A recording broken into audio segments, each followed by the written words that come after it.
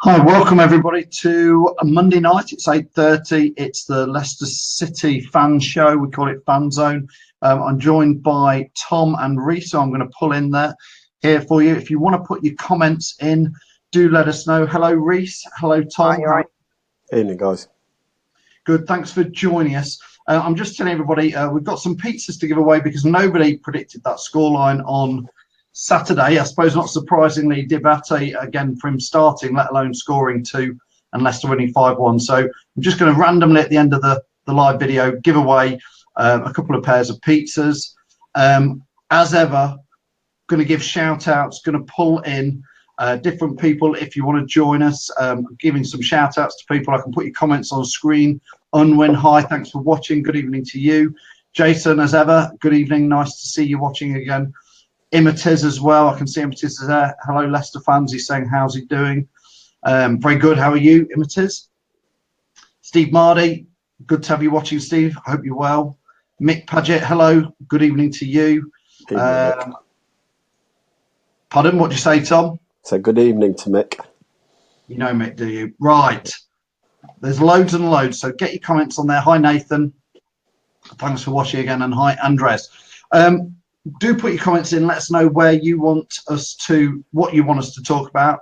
Hello, Clayton. Yeah, great to have you in. Glad you're well, Imitiz. Let's get all the name shouts out. Get them out of the way. Sheffield United, that's, I suppose, the breaking news just about an hour ago. Tom, let's start with you. Don't want anybody to think that's an easy draw, but it's a nice draw, isn't it? Oh, I mean, I think most Leicester fans wanted the old up the M69 to Coventry, but Sheffield United's not a bad tie. And at home, let's fill the ground, and because we all know one thing, Sheffield United will come in numbers, so we need to fill that ground to get behind the lads, and we've got every chance of getting into the next round. Yeah, I mean, Neil's asking us what we think of the draw, and that's exactly what we're talking about. Just anybody who's not seen it, Leicester have got Sheffield United at home in the 5th round of the Cup at the King Power Stadium. Reece, you've got to be quite pleased with that, Reece? Yeah, I'm quite pleased with it. We beat them, didn't we, in the EFL at the start of the season at their ground. So they're going to be wanting to come here and make amends for that. So, you know, we've got to fight as strong as we can. I'm wondering, Reece, I'm wondering if you think Sheffield United will bring a strong team with them or not. Do you think, Reece, they will? Probably. I'm saying they probably will bring a strong team. They've got nothing ready to fight for, have they, apart from the league that they're in. So, you know, they're going to want the FA Cup just like any fan would. Tom, will we put out a strong team is the next question. I think you might see a strong enough team now because after this week we don't have any midweek fixtures and FA Cup weekends we don't have any games in place, so we don't have to move any games around. So he might start putting out that stronger team, seeing that he got 7 days between each game, unless we get a replay, of course. But you know what? If the manager's fair on the team, he probably sticks with the team that won at the weekend and makes 1 or 2 changes at the max because those lads deserve the opportunity to play again. Yeah, a few fans' comments in here. Steve Mardy says he's happy to avoid the big guns there, and we have avoided them. You're quite right with that, Steve. Michael's saying cracking draw. That's a good one. Jake, this is going to be a running joke. Jamie's watching from his couch. I did watch his couch thing yesterday. I'm not sure many people caught on with his trolling it, but yeah. My chair is for sale today. If anybody wants to buy it, readily available. Get your comments in. Stephen Phillips says, surely an easy win like the last result against them. Again, it should be a home win. Reece, it should be a Leicester win if we were to put out, you know, a decent team and they were to put out their decent team. Yeah, even a team that we put out against Peterborough, I think that'd do it. I think we put a strong enough team out. Jason saying Sheffield United will be a much tougher match than Peterborough, but very winnable. I think he's got a point there. Clayton is saying it's a great draw. Let's put out a stronger team and progress to the quarterfinals. Mike Jenner saying it's a decent draw, but we need to put out a stronger team. Let's finally win the FA Cup. Imitiz says, the irony is that I believe Sheffield United is the club Jamie Vardy supported growing up, so the Vardy FA Cup continues. He's wrong there, isn't he, Tom? Sheffield Wednesday. Wednesday. The Sheffield United connection is Harry Maguire, isn't it, Yeah. Tom? Yeah, it is. Harry went from Sheffield United to Hull and Hull to us. Absolutely. Images is being corrected by Lee. Thanks, Lee. Lee's done some great new graphics for us as well. So we'll be sharing some of those as we get them. Andrea says it's a good draw, but we need to be focused on it will not be easy. And Tom, let's pull you in on Diabate on Saturday. Came as a bit of a surprise that he was in the starting team and then looks like he's got fast feet, was what I was thinking. I don't think it was a surprise he was in the starting lineup. I think he'd already probably planned to put him in that team for Peterborough because he'd had a couple of games in the under-23s and you got to integrate him into the first team at some point. And if we'd gone out the cup, then when do you make that integration into that first team football environment? So for me, I wasn't surprised he started. As for his game, he was played very well. Let's not get carried away. It was against Peterborough and a team who are, doing well in League One, but he's going to come up against better opposition in the Premier League. And that's when we'll see what his true potential is. What I saw on Saturday, we've got a player who's got quick feet. He's also very quick as well. It looks like he's going to get in behind. And he looks like he's a very unselfish player that he will look to cut back like he did for the fifth goal and, help other team members score goals. Yeah, I mean, I like Reece. I like Diabate. I like that he looked like he got a bit of a footballing brain, as I'd call it, about him, that he was moving around at the right times. He was looking for a pass, but he was confident enough to take a shot, Reece. What was your views on it? A fantastic debut? Yeah, it was decent. I think people are dubbing him as, next Mahrez and to come on as next Mahrez. I don't think he's like that because he's predominantly a striker. We played him out on the right and he did well. He's obviously got 2 goals. So, yeah, I'm excited. I think, sorry, Reece, I think Tom, I think he's been brought in as a winger. They are, there is signs that he could be somebody they're grooming, if that's the right word, to replace Riyad when he goes in the summer, Tom. Yeah, do you know what? I think if you look at his stats, he's an attacking winger / striker. He can play as a attacking central midfielder if he has to as well. So beyond he can play probably across that front four if we had to put him somewhere. I think if you're looking where the club have brought him for, they probably brought him to swap places with Gray on that right-hand side or Albrighton on the left-hand side, depending who we've got and depending what happens with Mahrez at the end of the season. I don't see Riyad going now to the end of the season because I don't think anyone's going to splash the cash to settle him. So I'll be quite happy to see him for the next month playing. Yeah, I mean, Nathan's saying Diabate early days. Remember Kaputska? Where's he now? Yeah, I think Kaputska never did anything like this. I don't think in his first thing. And remember, it was against Peterborough, Tom. Yeah, look, Kaputska never really got a chance. I mean, from what I've seen him in the under-23s, from what I saw him when he came on at Everton, Kaputska's got a very good touch and he don't look a bad little player. Again, he looks just a little bit lightweight at the moment and he's getting the gym, build himself up. And let's hope him going out on loan is going to give him that opportunity to get some game time. Yeah. It was just a difficult one, but he's probably isn't just that little bit built enough for this division to play every week at the moment. Yeah, Michael says a greater awareness than Damari Gray. I think he's got a point there, Reece. Michael's saying that he thinks Diabate looks a little bit more football aware. I'd say. Say that again.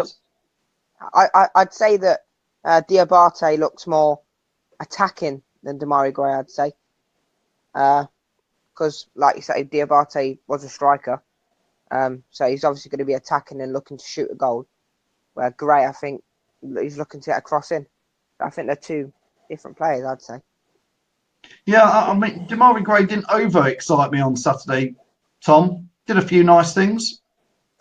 I thought Gray was greedy on Saturday again. If I'm honest with you, I thought he had a couple of chances where he should have slid balls through. One was when he shot and Dabuska eventually scored. Diabate. We won't pronounce it right because Jamie will have me for that. But if I was honest, I thought Gray was very greedy at the weekend again. I thought Bate linked up the play for the third goal for Fuchs, a nice little 1-2, and he got the cross in. I don't know with Gray, hit or miss. He had a couple of games where you think, God, we've got a good player on our hands. And then we have the Gray that turns up most weeks, that strolls around the park with a bit of a swagger on him and thinks that he can... I don't know, thinks he can just walk into the team, but it's not going to happen nowadays, Gray. And if he wants to be in that team, he's got to pull those performances out against Everton at home, week in, week out. And at the moment, he ain't going to do that. I've left a comment on screen for us to just quickly chat at, because I can see what Joanna means. She's saying Gray looked disappointed that the newbies scored and not him, Reece. I think she's got a fair point. Yeah, he didn't look too pleased at the final whistle. But the thing is, if we get to May and he's in the FA Cup final, then I think he would be a little bit more happier and maybe scores a winning goal in the FA Cup final. And Tom, just quickly before we move on to looking forward to Everton, let's just talk Nacho here. Nacho, 2 more goals and starting to look. I don't think people are saying to me, I'll put him with Vardy. I don't see him playing with Vardy. I think he is either the reserve guy that comes in for Vardy or comes on for Vardy, maybe. But he's starting to look better. I think we all know Nacho can score goals. His goal-to-game ratio is not very bad at all. It's probably one of the best up there if you look at it, goals to games, minutes to games as well. I think what the problem is he's not had the game time. He came in and got injured on his first game in pre-season. Probably lost all that sharpness. He didn't have a proper pre-season with Man City, who left him at the training ground and didn't take him playing any games. I think now you're starting to see the best of him. Yeah, if I'm honest, I agree with Michael Owen at the weekend. I think he was a little bit greedy and he should have slid the ball through for Harry Barnes. But that's just me being a footballer who's always looked up for that little pass. But hey, you want the striker to score. He scored 2 goals again. And do you want the 3rd goal for us? What a beautiful move. Nice long kick. Little 1-2 to Bucci and Fuchs. Great ball in. And what a finish by him from a volley. What isn't easy at the best of times to do when you're confident in that great at the time to do that. Fair play to the lad. And let's hope we can push on now and give Vardy a bit more, he's coming for that shirt. Imitas is saying that Iheanacho's finish at the weekend was the Iheanacho we've been waiting for. Bear in mind it was against League One opposition, but a few other comments which Michael's saying, I think he's referring to Nacho, still hasn't got his match fitness yet. A few people agreeing with what we're thinking on Demarai Gray. Nathan saying he agrees Gray's a bit too greedy. Carl saying his view on Demarai Gray is he looks like the lad who's brought the ball to the playground. It's my ball and I'll score all the goals. It's a good way of summing it up.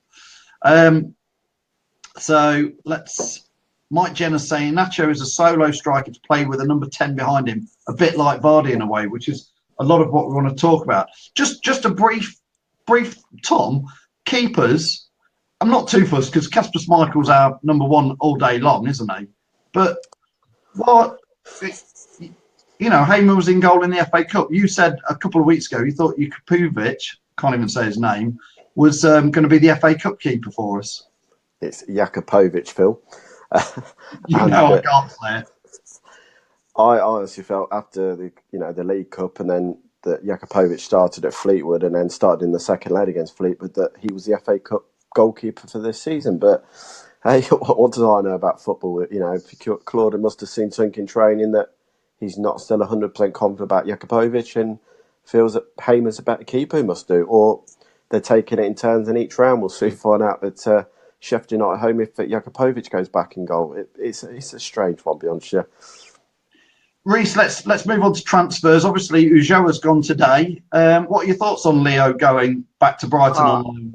I'm glad that he's gone on loan because I think he might go there, score a few goals, and then maybe come back stronger and be our target man next season.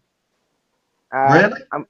I think maybe he'll come back bigger, better, and stronger next season.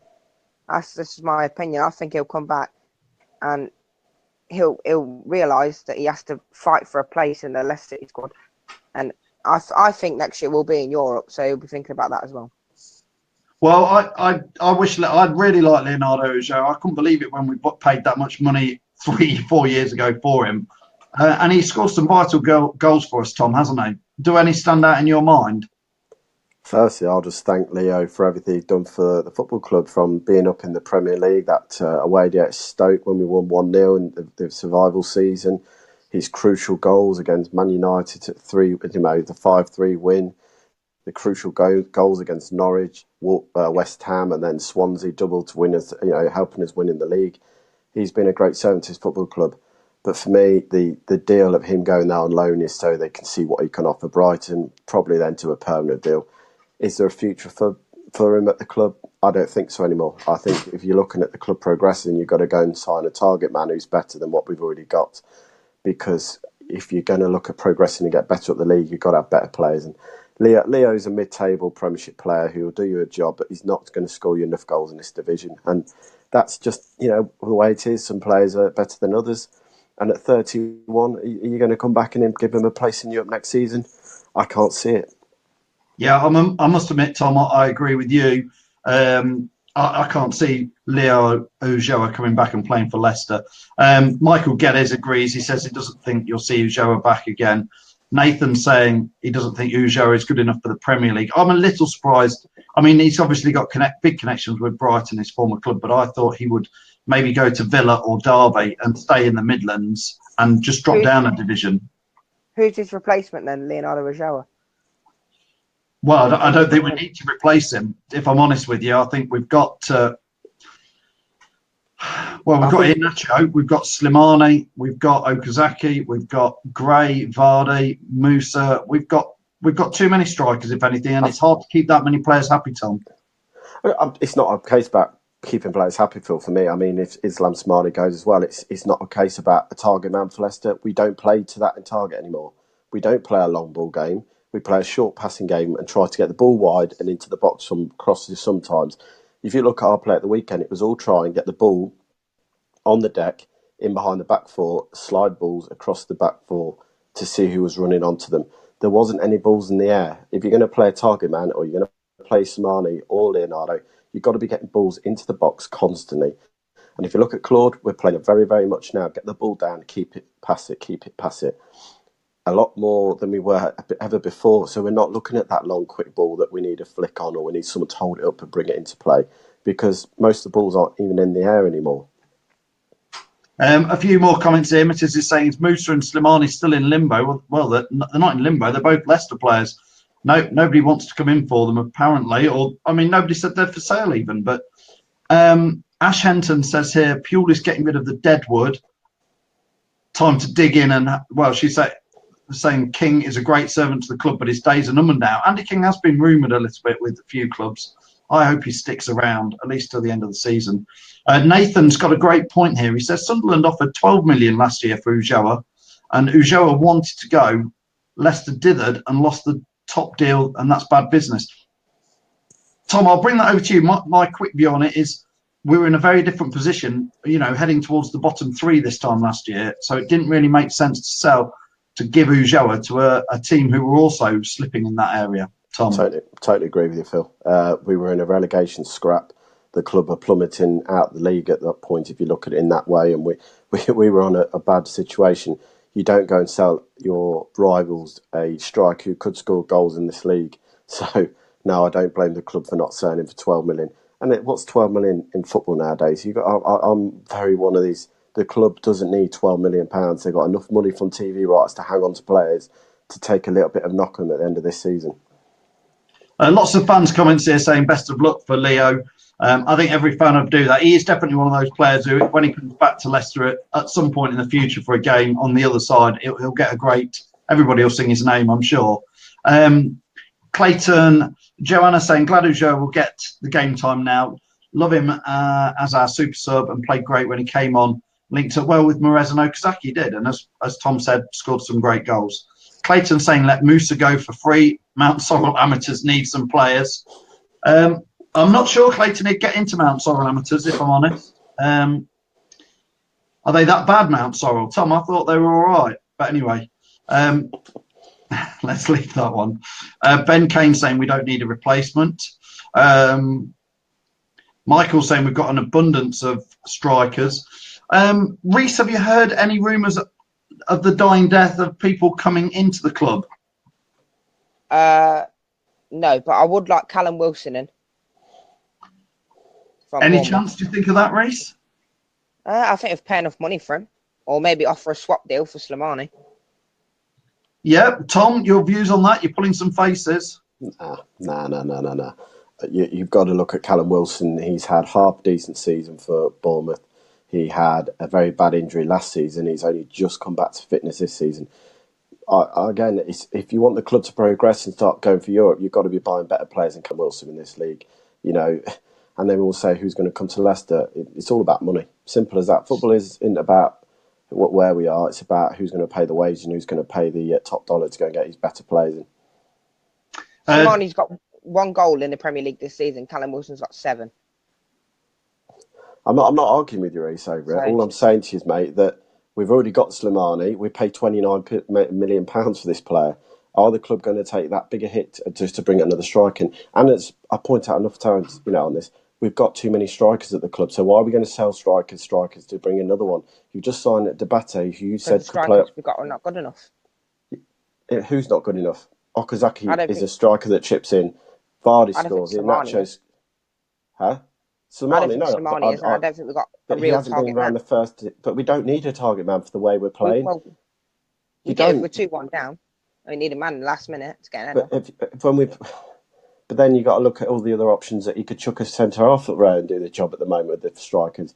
Callum Wilson isn't that big a striker if you're going to look at it that way. If you're going to go for a target man, you might as well go and sign Peter Crouch. It's if you're going to sign players to... I'll sign Crouch. I would have signed Crouch 2 years ago. I said it when we came up. There was a bloke who knew how to do in this league. I would have signed him before we had the Champions League campaign because the experience he had in Premiership football and Champions League football. People laughed at it, but he's still scoring goals at his age now because he knows where the net is. I just think if you're going to go and chuck money at Bournemouth players, no offence to Bournemouth, they've struggled this season.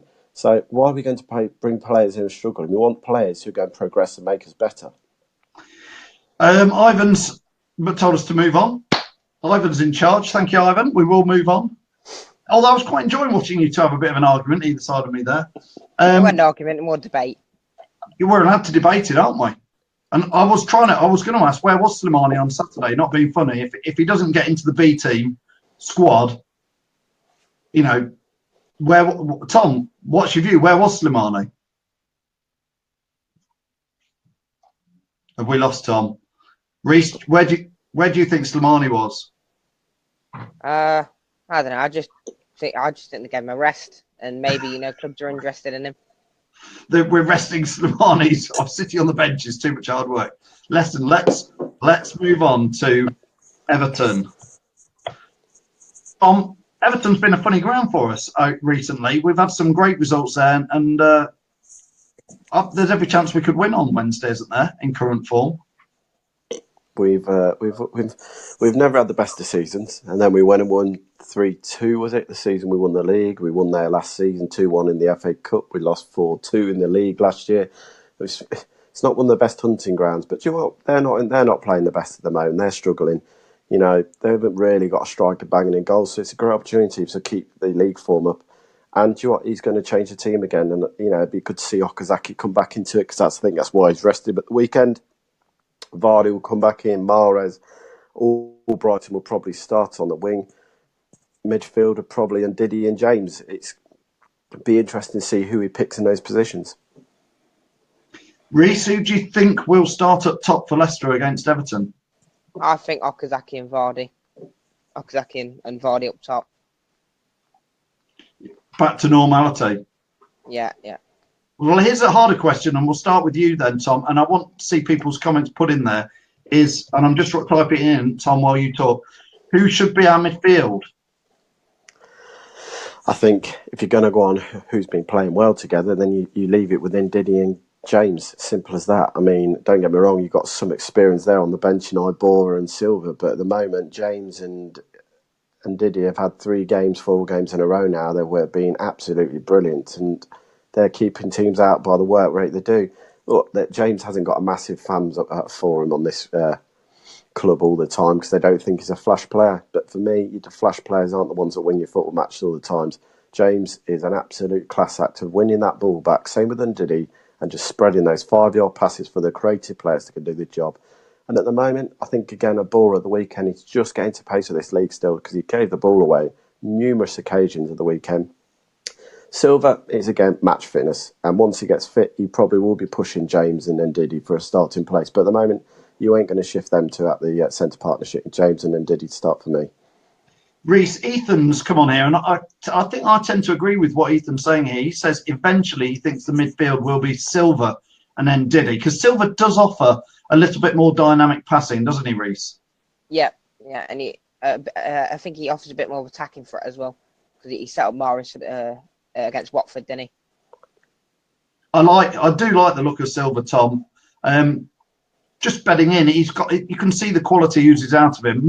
For me, more so than Iborra. They are different types of player, aren't they? Oh yeah, I mean you can see the class ooze out of Silva. Pass move. He wants the ball all the time. He's looking for those quick little passes around him to get the ball moving quickly as you can. If there's one thing he'll learn, and that's sometimes he's not going to get that time of the ball. And at the weekend he got caught a couple of times, but again, it will come. He will learn those things in this league, and for me, he will slot into that team at some point because he's absolute class, and you can just see it. So what I want now for people, if they can, is to put on there. I'm just trying to put it on screen. Is get your score predictions up for the Everton match. While we're talking pizzas, I've got a couple of pairs of pizzas to give away because nobody's predicted it recently. So I'm just going to scroll down randomly. If you'd like, to be fair, I'm going to do it this way. If you'd like just a couple of free pizza, and you can get there to pick them up, just put in the comments you'd like some pizza, and then I'll pick you. Rather than me picking somebody, I picked Jason Mills before, and Tom's putting his thumbs up. So, Tom and Reece, do you want some free pizza, lads? Well, I said 4-1, and Diabetes get 2. Well, that was very good, Reece. Maybe next week I'll pick you. But I did pick Jason Mills before, and I think Jason lives in Ipswich. So if you do want some pizza, just put it in the comments. In the meantime, get your predictions in. We'll start with you, Reece. What is your score predictions for Wednesday night? Who's first scorer? 3-1 Vardy. 3-1 and Vardy. So you're feeling really confident, Reece? Yeah, I am. Yeah, I feel we'll go there. Like I said, like Tom said, they're not in great form. So we go there and maybe knock them out the park. And Tom? I'm going 2-1, Mr. Rooney to score first because he always seems to pop up against us. And then I'm going for Vardy and Mahrez to win the game for us. Tom, just on Everton's team, they've got like a lot of quality players in there, but they're just not gelling, are they? How do you think he's going to set them up? I mean, Big Sam's up there. They've had some results, haven't they? But then they've also had some poor results. Look, Everton have spent 200 million in the last year and a half on players. They've brought some absolute quality. I mean, Keane, we all know what Keane's like. He's a quality centre-half on his day. Ashley Williams, when he plays well, can be a quality centre-half. At the moment, they're just struggling for confidence. And again, it probably like Leicester, get a couple of wins and they'll start trying to chase us down. The midfield isn't a bad midfield on its day. They've got some absolute quality in there to, cause us problems. I think Leicester have got to be careful about things. They've signed Theo Wilcock. We all know what he's like against Leicester. He can score goals. So it'll be an interesting game tomorrow. I think it'll be a tactical game if I'm honest, because it'll be interesting to see how they set up against us, knowing the way we're playing now from how we did at the King Power in that first game. Fantastic. All right, chaps, I'm going to just dish out the pizzas in a minute. Thanks, Tom, for joining us. Cheers, guys. And thanks, Reece, as well. By the way, Reece, somebody's just said that they think you're going to predict Callum Wilson's going to score a hat-trick for us on Wednesday after we've signed him. What do you think? Every chance. Right, chaps. Right, I'm just going to finish it off here with a few of the people's score predictions. Anthony Lindo says Everton 1, Leicester 4, and he thinks Vardy will score. And it is Ben saying it's Wednesday, not tomorrow. I don't know who said tomorrow. Nathan's saying 2-2. Ivan Gibbs is saying Pizza Express. Can't do any of them, but I can do Peter's Pizzas.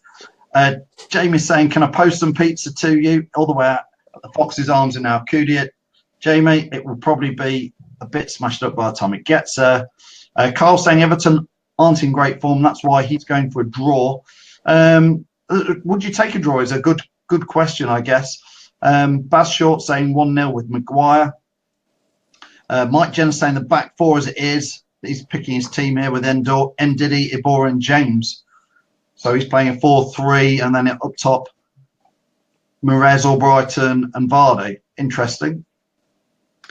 Ivan Gibbs is saying a name I can't even pronounce. Another one on his way to West Ham. Warren Fowler is saying pizza, please. City win 3-1. Go on then, Warren. Just at random, I'm picking you. You get 2 pizzas. Inbox me if you can, please, Warren. Inbox 100% LCFC with your details, and you've won the pizzas. Well done. Paul Bentley, hi lads, I'd like some tasty pizza. Go on then, Paul, you can have 2 pizzas as well. If you could inbox me, just like I've said to Warren Fowler, inbox me and I'll give you the details on there. Thanks everybody else who's had a go. We'll give out some more pizzas. Hopefully somebody will predict it right. If I could just ask everybody, I know it's a big ask, but while you're still all watching, if you could all like and share the video, that'd be brilliant, because the more people we can get to join in, more fans. I'm here every Monday at 8:30. I'd like other people to come on. Tom's a regular. Reece has started coming on regular. More and more fans to come on and have their say. Inbox us if you want to come on the show. We're doing it slightly differently. Thursday night, it's with the 2 Ds, Dipak and Don. God knows what goes on late night about 10 o'clock. It's always bring your cheers, bring your beers. It goes a bit crazy. Jamie's live every Sunday morning, 10 o'clock from his famous couch, talking all sorts of Leicester City, the aftermath show we call that now, where you can talk about how we've done against Swansea. We've not even had time to get on about Swansea. We've run out of time. This is 100% LCFC. My name's Phil. Thanks for watching. See you at one of the matches. Come and say hello. Come and chat with us. Keep it Leicester City. Thanks everybody for watching.